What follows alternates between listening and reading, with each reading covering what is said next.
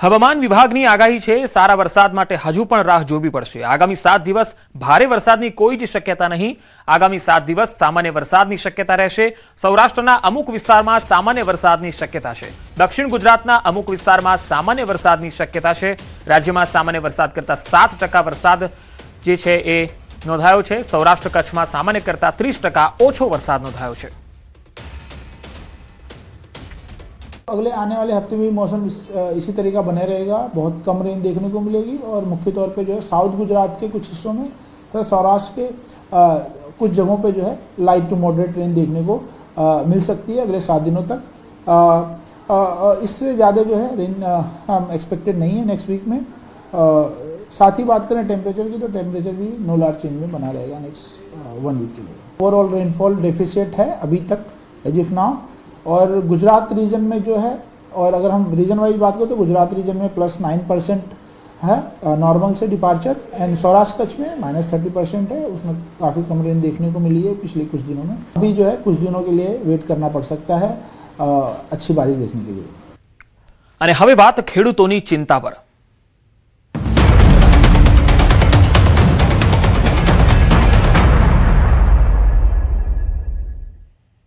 મેઘરાજાની ગેરહાજરીથી જૂનાગઢના જગતના તાતની આંખોમાં આંસુ વહી રહ્યા છે। મોંઘા ભાવના બિયારણ અને કરેલો પરસેવો હવે જમીનમાં જ ભસ્મીભૂત થવાના આરે છે। જૂનાગઢના વંથલી પંથકમાં વરસાદ ખેંચાતા કપાસ અને મગફળીનો પાક મુરઝાઈ રહ્યો છે। કપાસ પાછળ વીઘે 10 થી 12,000 અને મગફળી પાછળ 20,000 સુધીનો ખર્ચ થઈ ચૂક્યો છે। ખાતર, બિયારણ અને મજૂરીના નાણાં ચૂકવી ચૂકેલા ખેડૂતોને હવે 10% ઉત્પાદન મળવાની પણ આશા નથી। સ્થિતિ અત્યારે ખરાબ છે। વરસાદના લીધે પાણીના ખેંચ ઊભી થઈ છે। અત્યારે કૂવા અને બોરિંગમાં બંનેમાં પાણી ખૂટવાની તૈયારીમાં છે અને ખૂટી રહ્યા છે। અમુક જગ્યાએ પાણી પણ છે પણ નહીં। જે ખેડૂત પાસે પાણી છે એ પાણી પાસે તો કેટલાક દિવસ 10 દિવસની અંદરમાં પાણી તો બધે ખૂટી જવાના છે। તો પંથકની જીવાદોરી સમાન ઉબેણ અને ઓઝત નદીઓ સાવ ખાલીખમ પડી છે। કુવા અને બોરવેલના તળ ઊંડે ઉતરી જતા સિંચાઈનું સંકટ ઘેરું બન્યું છે। વરસાદ 15 થી 20 દિવસ મોડો પડતા વાવેતર પહેલેથી જ વિલંબિત થયું છે। જો આગામી 1 અઠવાડિયામાં વરસાદ નહીં થાય તો ઊભા પાકને ઉપાડીને સળગાવી દેવાની નોબત આવી જશે। અત્યારે પાણીની જ પ્રોબ્લેમ વધારે છે કે નથી નદીમાં તો નથી ઓજતમાં।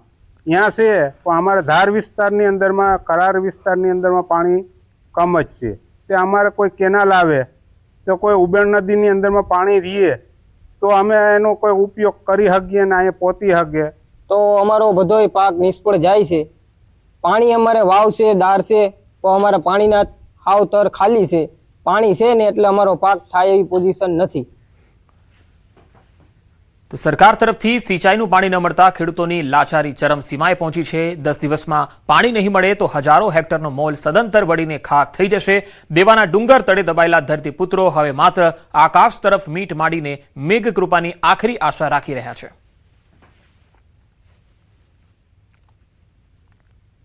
લીલુંછમ ખેતર અને ખેતરની વચ્ચે અત્યારે ન્યૂઝ 18 ની ટીમ પહોંચી છે, પરંતુ આ લીલુંછમ ખેતર એ ખેડૂતો માટે ખુશી નહીં પરંતુ આફત લઈને આવ્યું છે।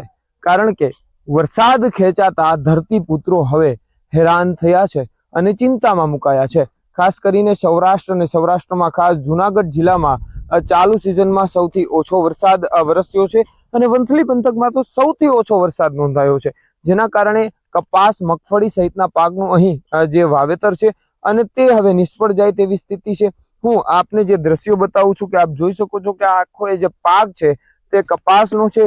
બીજી તરફ જે કપાસની અંદર જે તેના જે છોડવા છે તે તો ઊભા થઈ ગયા છે, પરંતુ તેમાંથી ઉત્પાદન જે મેળવવાનું હોય છે તે હવે થાય તેમ નથી। કારણ કે પાણી છે તે પિયત ન મળવાના કારણે જોઈ શકો છો કે આ જે પાક, જે વૃક્ષો જે છે, છોડ છે કપાસના, તે હવે સુકાવા લાગ્યા છે, એટલે કે બળવા લાગ્યા છે।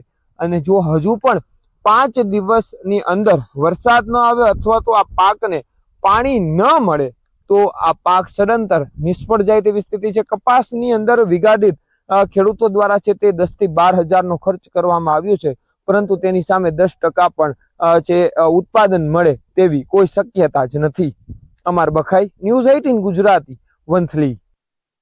આભમાં વાદળો ઘેરાય પણ ધરતી તરસતી રહી જાય. જગતનો તાત આજે પોતાના જ હાથે પોતાના સપના કચડી રહ્યો છે. રાજકોટના પડધરી તાલુકાના ન્યારા ગામના ખેડૂતોના હાલ પણ આવા જ છે. ખેડૂત ચિરાગ સાવલિયાએ ભરી આંખે ઊભા પાક પર ટ્રેક્ટર ફેરવી દીધું. 5 વીઘા જમીનમાં 70,000નો ખર્ચ કરી મગફળી વાવી, પણ ઓગસ્ટ મહિનો કોરો ધાકોર જતા લીલોછમ મોલ સુકાઈને રાખ થઈ ગયો.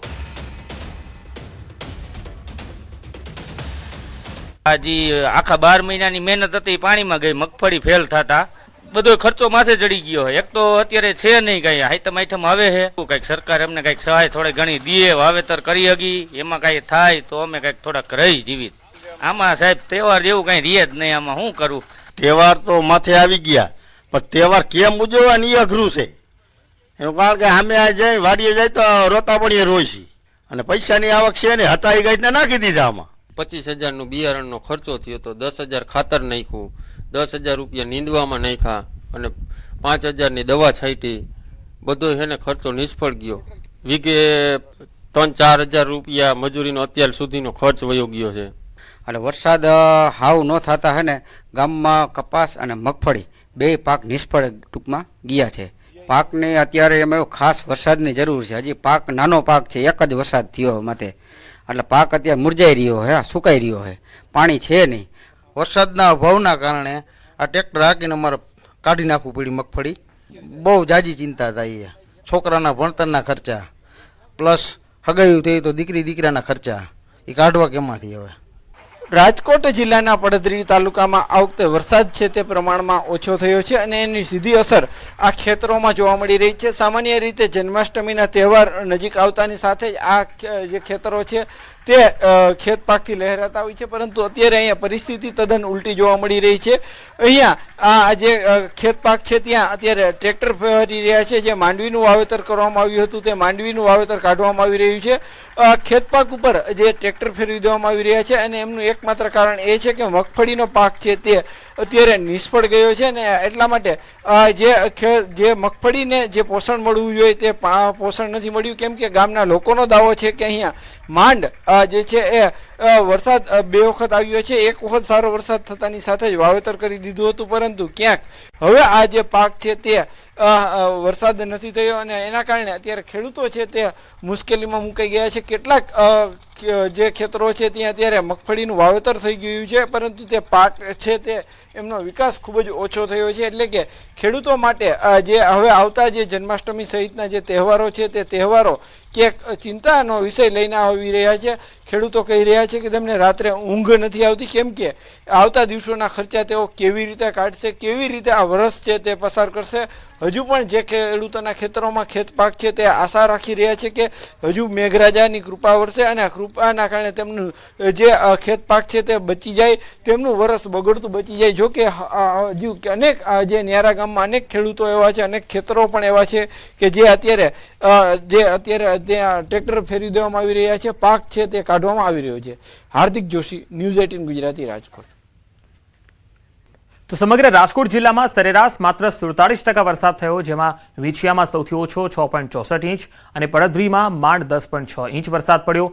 જિલ્લામાં 3.24 લાખ હેક્ટરની મગફળી અને 1.08 લાખ હેક્ટરનો કપાસ પાણી વિના મુરઝાઈ રહ્યો છે. સ્થિતિ એટલી હદે વણસી ચૂકી છે કે લાખો રૂપિયાના ખર્ચે પકવેલો મહામૂલો પાક ખેડૂતો પશુઓને નિરણ તરીકે ખવડાવવા મજબૂર બન્યા છે.